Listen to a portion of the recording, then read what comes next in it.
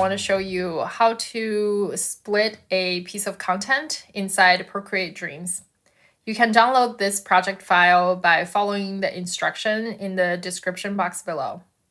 So over here, we have a piece of content that say that I want to split it in half and do something different on each side.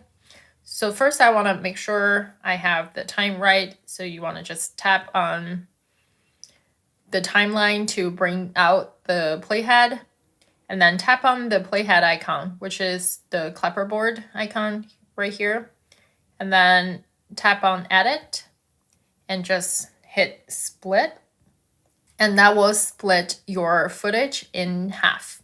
So that's how you split a piece of content inside Procreate Dreams. I will see you in the next video.